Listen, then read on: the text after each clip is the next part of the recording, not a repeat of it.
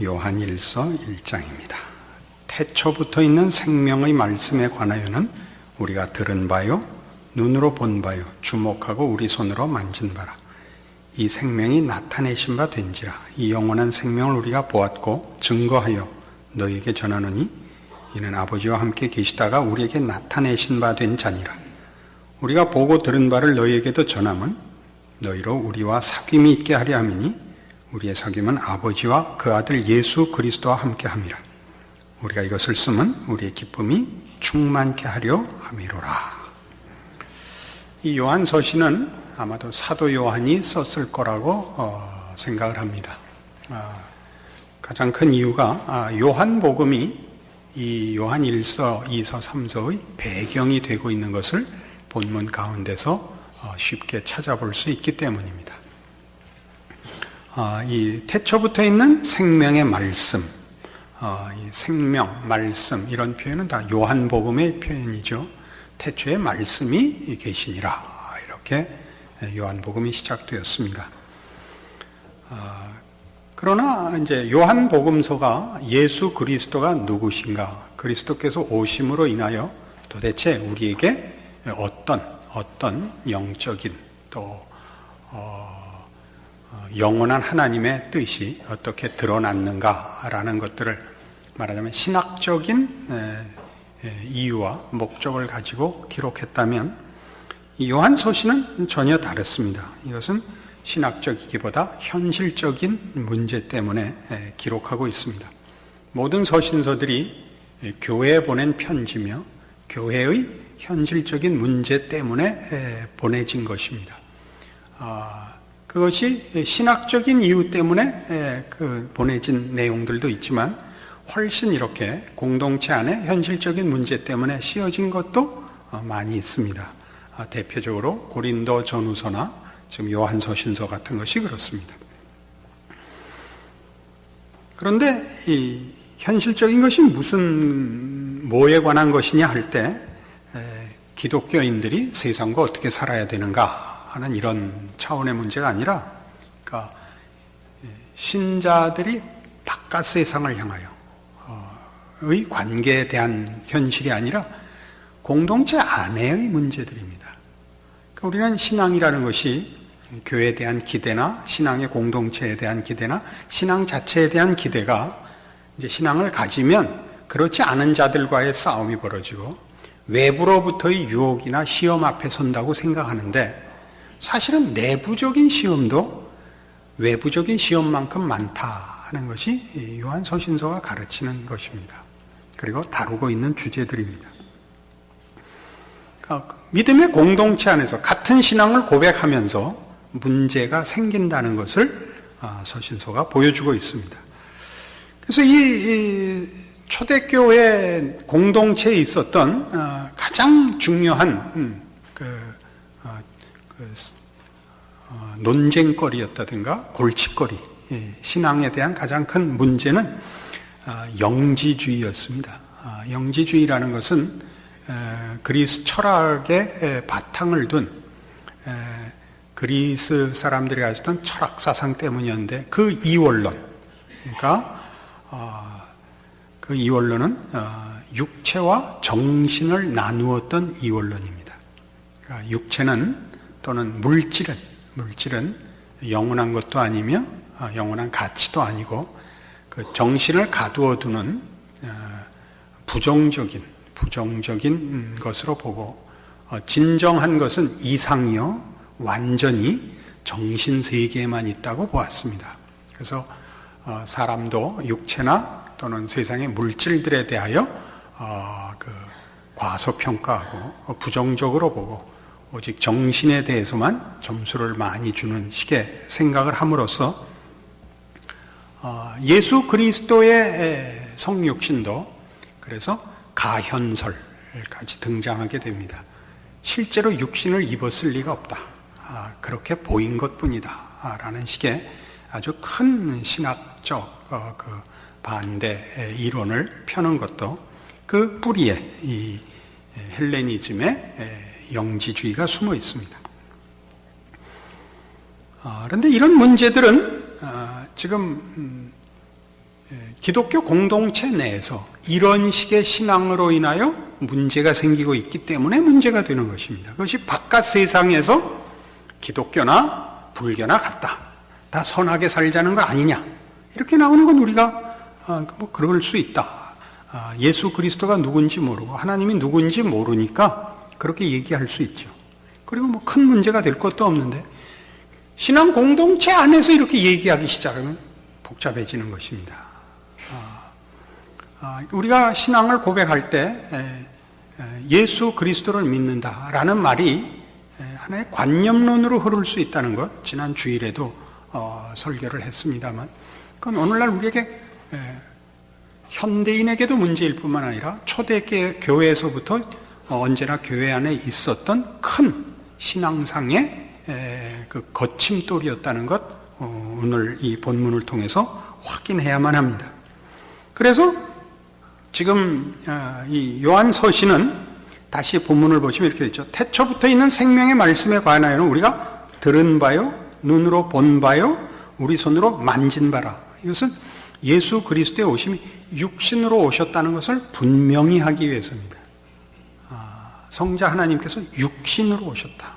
그렇게 함으로써 예수 그리스도의 그 인성이 강조되고 그의 삶이 우리 모든 신자들의 삶의 모범인 것을 강조하는 데서부터 요한서신이 그 터를 잡고 그 뿌리를 가지고 시작을 하는 것입니다. 그러니까 다시 말하면 기독교 신앙이 말로만 되거나 개념 속으로 들어가고 정신으로 넘어가서 현실적인 신앙의 실천과 순종이 없는 문제들에 대한 이제 공격의 발판을 닦고 있는 것입니다. 우리는 쉽게 이런 일을 합니다. 그러니까 비평은 하는데 창작은 안 한다, 그런 얘기가 있죠. 비평하는 실력은 있는데 창작 능력이 없으면 안 됩니다. 우리는 누구를 심판하고 점수를 매기기 위하여 있는 존재들이 아니라 우리 자신이 신앙인이 되기 위하여 부름을 받았고 우리의 신앙 고백이 의미를 가지는 것입니다. 우리가 하는 신앙 고백에 걸맞는 신앙인으로서 우리가 자리매김을 해야 되는데, 그것은 논리도 아니요, 이상도 아니요, 현실적이어야 된다 그거죠. 현실 속에서 우리의 삶의 한 가운데서 신자여야 합니다. 그러니까 신자로서 반응하고 활동하고 존재하고 책임져야 됩니다. 그것이 없으면 교회 안에는 말싸움밖에 나올 게 없다 이거죠. 말싸움밖에 나올 게 없다. 이제 계속 나오겠습니다. 여러분, 요한서신에서 가장 중요한 그 주제가 뭐죠? 사랑입니다. 왜 사랑을 얘기해야만 됐느냐? 시끄러웠기 때문입니다. 이 서신서를 받아봐야 되는 어떤 신앙의 공동체가 같은 신앙을 고백해놓고 사랑이 없는 겁니다. 사랑이란 뭔데요? 오래 참는 것입니다. 악한 것을 생각지 않고 무례히 행치 않는 것입니다. 이것이 없는 것입니다. 그건 없는데 입바른 소리와 그 이상주의적인 비평과 공격은 있으니까 그건 안 된다. 이 싸움을 이제 시작해 나가는 것이 요한서신서의 주제요, 목표입니다. 이런 문제들은 예수 그리스도가 오셔서 육신으로 오셨다는 것이 무엇을 의미하느냐 할 때, 그가 우리를 구원하기 위하여 잠깐 육신을 빌려 입고 찾아왔다가 간 정도가 아니라 육신을 입으신 것이 모든 구원받은 하나님의 백성들로 하여금 이렇게 살라고 모범을 보인, 이렇게 살라고 그 삶의 표준과 그 실체를 보인 의미로서 예수 그리스도를 이해시키는데 전 목적이 있습니다. 구원을 가르치고, 그래서 이제 예수를 믿으면 천국 간다를 가르치기 위해서 잠깐 육신을 입고 잠깐 세상에 방문한 것이 아니라, 그가 메시아로 오셔서 우리를 구원하기 위해 십자가를 지고 물론 죽으셔야 하지만 그 죽으시는 그 33년의 공생애를 통하여 그의 존재와 삶의 모습이 바로 아버지께서 예수 그리스도 안에서 그의 백성으로 부르는 자들에게 보이신 하나의 본이라. 이렇게 살아야 된다. 그렇게 살아라 이거죠. 그렇게 살아라. 남을 위하여 희생하는, 섬기는 자로 오신 주인이시되, 우리의 주인이시되 우리를 강요하거나 억누르러 오신 것이 아니라 우리를 섬기러 오신 예수 그리스도의 삶의 모습으로 우리가 우리의 신앙 고백을 녹여내지 못한다면 그것은 너희가 아직도 너희의 신앙 고백의 진정한 내용을 모르는 것이다. 이것이 주요 내용입니다. 그래서 요한복음 14장 가시면 이런 중요한 성경에 예수님 자신의 입을 통한 표현이 있습니다. 요한복음 14장 8절부터 보죠. 빌립이 가로되 주여 아버지를 우리에게 보여주옵소서. 그리하면 족하겠나이다. 예수께서 가라사대 빌립아 내가 이렇게 오래 너희와 함께 있을 때 네가 나를 알지 못하느냐. 나를 본 자는 아버지를 보았거늘 어찌하여 아버지를 보이라 하느냐. 나는 아버지 안에 있고 아버지는 내 안에 계신 것을 네가 믿지 아니하느냐. 내가 너희에게 이르는 말이 스스로 하는 것이 아니라 아버지께서 내 안에 계셔 그의 일을 하시는 것이라. 내가 아버지 안에 있고 아버지께서 내 안에 계심을 믿으라. 그렇지 못하겠거든 행하는 그 일을 인하여 나를 믿으라.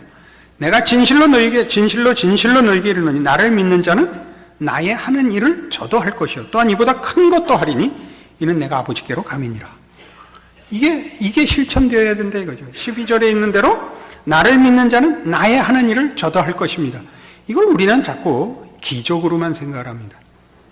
예수 그리스도께서 병자를 고치시고 죽은 자를 살리시고 하는 것만을 얘기하는 것이 아니라 죽은 자를 살리시고 병자를 고치시고 하는 그 일이 가지는 중요한 뜻, 하나님의 통치의 임함, 하나님의 통치의 실현이 가지는 참된 인간의 모습, 하나님의 자녀로서 하나님의 통치를 누리면서 사는 삶, 인생, 이것을 주께서 말씀하시는 것입니다. 우린 그렇게 살아야 합니다. 그것은 말하자면 성경에서 이렇게 이 모양의 이 문제에 대해서 이렇게 자주 경고를 해요. 대표적인 예로 고린도전서 4장에 가시면 사도 바울은 이렇게 얘기하죠. 고린도전서 4장 16절입니다. 그러므로 내가 너희에게 고나노니 너희는 나를 본받는 자 되라. 사도 바울은 이렇게 얘기하죠. 내가 그리스도를 본받는 것 같이 너희는 나를 본받는 자 되라. 언행의 일치입니다. 고백과 행동의 일치는 둘이 구별되는 것이 아니고 우리가 우리의 신앙을 고백하는 가장 중요한 이유는 그 고백이 가지는 진정한 의미를 내가 부여받았다는 고백이어야 됩니다. 내가 예수를 붙잡고 있는 정도가 아니라 예수 안에 있는 하나님이 그의 형상으로 지으신 인류에게 허락한, 목적한 그 내용으로서 내가 살게 된 것을 고백하는 것이 신앙 고백입니다. 이어서 이렇게 되어 있습니다. 이를 인하여 내가 주 안에서 내 사랑하고 신실한 아들 디모데를 너에게 보내었느니 저가 너희로 하여금 그리스도 예수 안에서 나의 행사 곧 내가 각 교회에서 가르치는 것을 생각나게 하리라.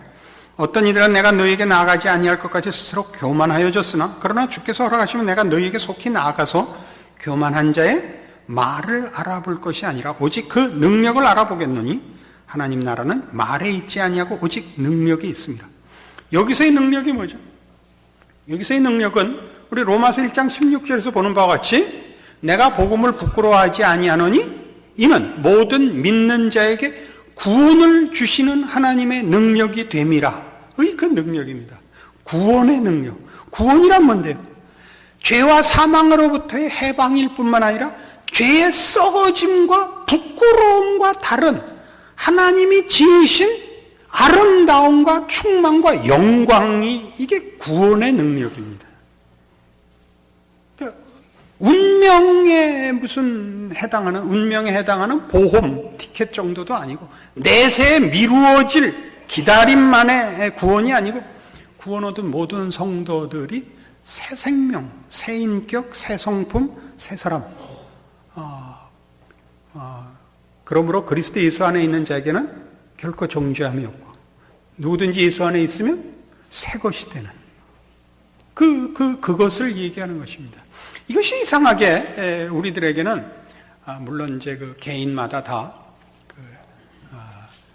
죄의 그 잔재가 뿌리가 하루 아침에 없어지는 것이 아니니까 늘 자책감에 시달리게 마련입니다만은 그래서 평생 자신의 그 죄 문제를 갖고 씨름하다가 끝나버리는 그런 소모적인 신앙생활을 하는 경우가 많은데 이제 우리가 제대로 성경을 추적해 보니까 물론 우리가 죄와 싸우고 있습니다만 그 죄를 졌다 안 졌다만의 문제가 아니라 옛날과는 다른 돌아보고 절제하고 자신을 낮추고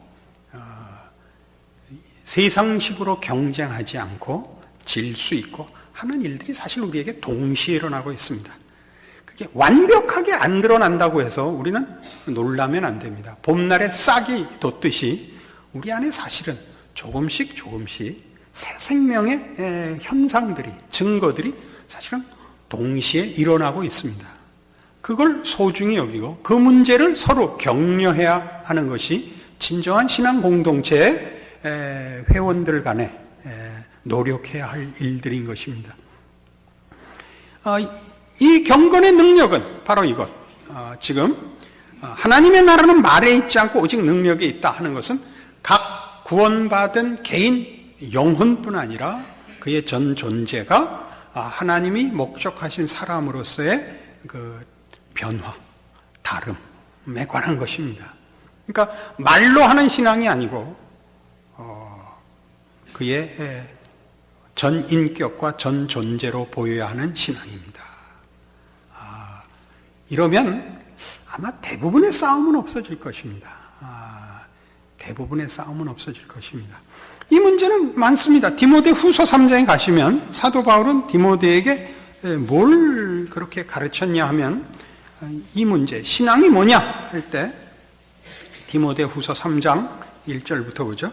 내가 이것을 알라 말세 고통하는 때가 이르리니 사람들은 자기를 사랑하며 돈을 사랑하며 자긍하며 교만하며 회방하며 부모를 거역하며 감사치 아니하며 거룩하지 아니하며 무정하며 원통함을 풀지 아니하며 참소하며 절제하지 못하며 사나우며 선한 것을 좋아 아니하며 배반하여 팔며 조급하며 자고하며 쾌락을 사랑하기를 하나님 사랑하는 것보다 더하며 여기까지는 보통 도덕성에 관한 것입니다. 그렇죠? 도덕과 윤리에 관한 것인데 이 6절이 재밌어요. 5절이 재밌어요. 경건의 모양은 있으나 경건의 능력은 부인하는 자. 그러니까 거기 들어가는 겁니다. 경건의 모양만 있고 경건의 능력은 없는 자. 이건 뭐 우리 보통 예수 안 믿는 사람들에겐 다 이렇습니다. 윤리 도덕이 있지만 생명이 없기 때문에 능력이 없습니다. 그것은 모양뿐이지 진정한 사랑으로 나아갈 수 없습니다. 자기 부인으로 가지 못합니다. 그러니까 군자의 의라는 것은 자존심의 의입니다. 군자의 의라는 것은 내가 군자인데 이거예요. 내가 군자인데 이 정도도 못한단 말인가? 라는 그 자존심의 뿌리를 두고 있습니다. 그러나 신자들의 그 의라는 것은 그리스도의 의입니다. 그리스도의 의라는 것은 그리스도 안에 있는 은혜와 사랑에 근거한 의입니다. 그리스도의 사랑과 구원의 은혜에 동참한 자의 자기 부인. 이것이 의를 낳죠. 어떤 의? 의라는 건 결국 두 사람 사이의 정당한 합의입니다. 의라는 것이 두 사람 사이의 정당한 합의인데 세상에선 정당한 합의가 일어날 수가 없습니다. 힘으로 한쪽을 굴복시키거나 아니면 끝까지 평행선을 걷는 수밖에 없죠. 신자들에겐 이 의가 일어나는 이유가 우리는 사랑으로 상대방이 어느 날 은혜를 입어 나와 같은 자리에 올 것을 믿고 기다리고 양보하고 질 수 있는 것입니다. 이게 의가 있죠. 믿는 자의 의가 있는 겁니다. 옳은 것이 다 의가 아닙니다. 옳은 것을 밝혀 상대방을 죽여야 한다면 그건 의가 아닙니다. 그건 하나도 모르는 겁니다. 우리는 성경에 이 귀한 그 교훈을 잊지 않아야 되는데 의가 뭐냐 할 때 하나님의 공의란 얼마나 다른 것이냐? 맞다 틀리다의 문제가 아닙니다. 솔로몬이 왕이 되자 하나님 앞에 기도했습니다. 어떻게 하면 왕 노릇을 제대로 하겠는가? 하나님이 나타나셔서 이제 물론 선지자를 보내서 물었습니다만은 뭘 원하느냐? 지혜를 주십시오. 거기서 지혜는 여러분 아시다시피 이스라엘의 왕이 된다는 것은 하나님의 통치를 구현하는 종노릇을 하는 것입니다. 그걸 제대로 할 수 있게 해주십시오라는 기도였기 때문에 하나님께서 기쁘게 여겨 그에게 지혜뿐만 아니라 모든 다른 것을 더하셨습니다. 솔로몬의 지혜가 얼마나 뛰어났냐? 대표적인 사건이 그거죠. 두 여자가 동시에 애를 낳는데 하나가 자다 깔아 죽였습니다. 그러자 옆에 있는 여인의 아이를 데려다가 자기 죽은 애는 거기다 놓고 그 애를 데리고 자기 애라고 우겼죠. 생모가 깨어보니까 엄마야 자기 애 알죠. 그거 바꿔치기 한 거 모르겠어요? 하나는 쌍꺼풀이고 하나는 호꺼풀인데 왜 모르겠어요? 이건 우리 애 아니다. 그게 내 애다. 무슨 소리냐? 내 품에 있는데 지가 지에 깔아 눕히고서 왜 지 거라 그러냐. 싸우다 솔로몬 앞까지 왔잖아요. 솔로몬이 뭐라고 판정 내렸죠? 잘라라. 반으로 나눠 가져라. 누가 물러섰다고요? 생모가 물러서죠. 생모가 물러서죠. 그게 하나님이시라는 거예요. 그게 의라는 거예요. 애를 살려야 될 거 아니에요. 근데 우리의 의는 뭐죠?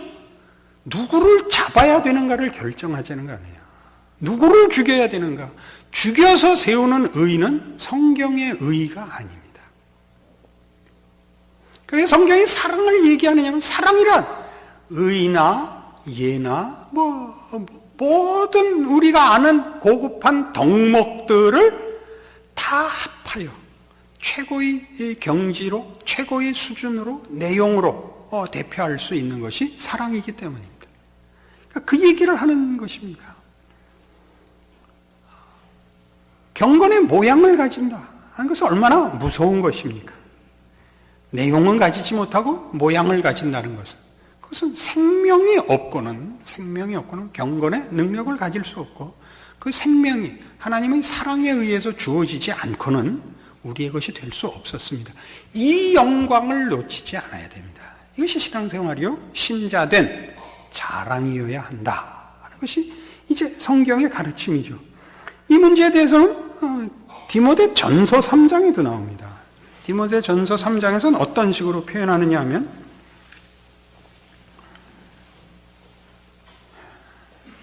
디모데 전서 3장 16절 보세요.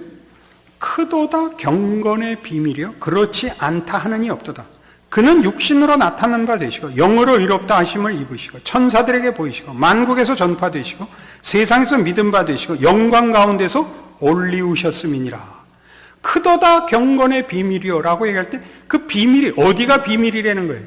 이 경건의 능력은 내용은 예수 안에서 허락된 것이요 예수로 인하여 나타난 것이라 이거죠.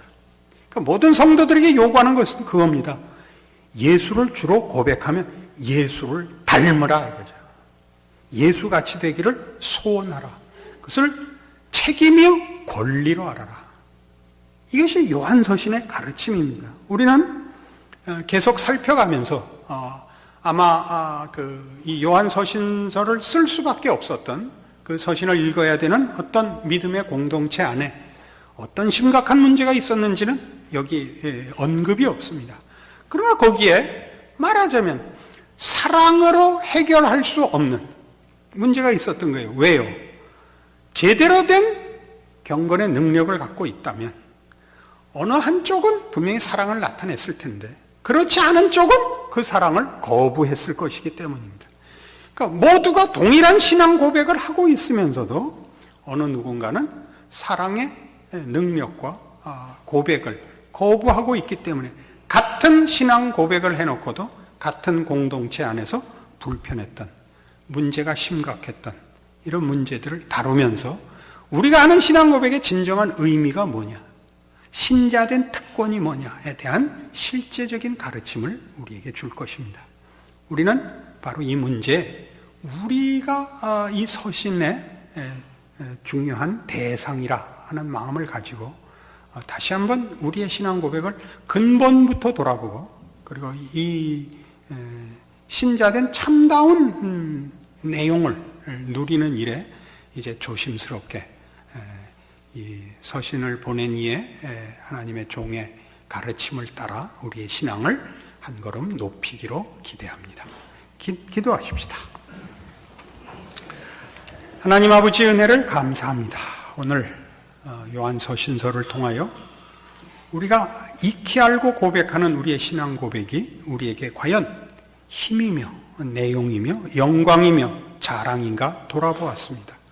우리의 능력은 남을 강요하는 능력이 아니라 예수 그리스도 안에서 사랑으로 섬기는 능력이 되고 사랑 가운데서 주를 닮는 능력이어야 된다 확인하고 있습니다.